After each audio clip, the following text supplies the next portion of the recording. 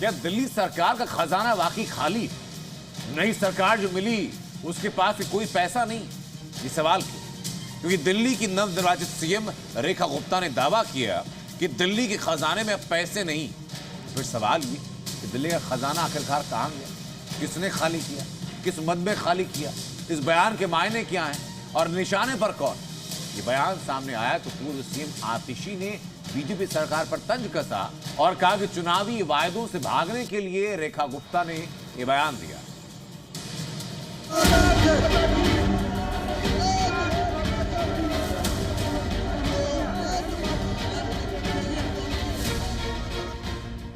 दिल्ली का खजाना खाली, बीजेपी आप में सियासत जारी। चुनावी वादे पर टकरार, टारगेट घोटाला, भ्रष्टाचार। दिल्ली की महिलाओं को 2500 रुपए देने को लेकर दिल्ली की सियासत में वादा बनाम वादा खिलाफी की जंग तेज हो गई है।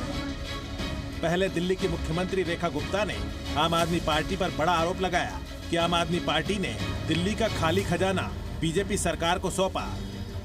तो दिल्ली की पूर्व सीएम आतिशी ने रेखा गुप्ता के आरोपों पर पलटवार किया।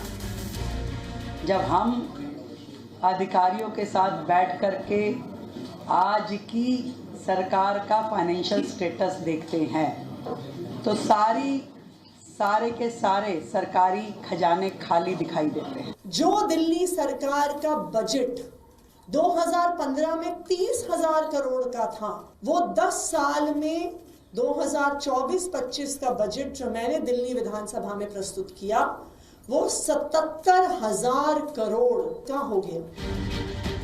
दरअसल बीजेपी ने जिन वादों के दम पर सत्ता की सीढ़ी चढ़ी थी, उन्हीं वादों के चक्रव्यूह में विपक्ष ने घेरना शुरू कर दिया है। महिलाओं के मुद्दे पर आम आदमी पार्टी आर पार के मूड में नजर आ रही है। सड़क से सदन तक आतिशी की अगुवाई में विपक्ष का हल्ला बोल जारी है, जो इस बात का इशारा कर रहा है कि विधानसभा में सियासी तकरार आने वाले दिनों में और भी बढ़ने वाली है। हमने मुख्यमंत्री रेखा गुप्ता जी से आग्रह किया है कि 8 मार्च का वादा जरूर पूरा किया जाए। पहली कैबिनेट का वादा तो तोड़ दिया गया है। मोदी जी की गारंटी झूठी साबित हो चुकी है, लेकिन जो 8 मार्च की गारंटी थी, हम ये उम्मीद करते हैं कि 2500 रुपए दिल्ली की सभी महिलाओं के खाते में 8 मार्च तक जरूर आएंगे। बहाना तो कोई कुछ भी बना सकता है, लेकिन जो वादा किया था उसे पूरा करना चाहिए। अब तो इनकी डबल इंजन की सरकार है, केंद्र सरकार भी है और दिल्ली सरकार तो है ही, तो कहीं से भी लेके आए। हमें तो सम्मान चाहिए, महिलाओं को सम्मान दे। जो इन्होंने घोषणा की 2500 रुपये देंगे, साथ में इन्होंने घोषणा की थी हम 500 रुपये में सिलेंडर देंगे, वो भी इनको चाहिए। भाई जो वादे किए वो पूरे करें ना। हमने जो वादे किए थे हमने पूरे किए, अब इनकी सरकार आई, ये अपने वादे पूरे करें। इस बीच बड़ा सवाल है कि क्या दिल्ली का खजाना सच में खाली है? आंकड़ों के मुताबिक साल 2015 में जब दिल्ली में कांग्रेस की सरकार थी, तब दिल्ली का बजट 30,000 करोड़ का था। लेकिन जब दिल्ली में आम आदमी पार्टी की सरकार बनी तो साल 2022-23 के लिए 74,900 करोड़ रुपए का बजट आवंटित किया गया था।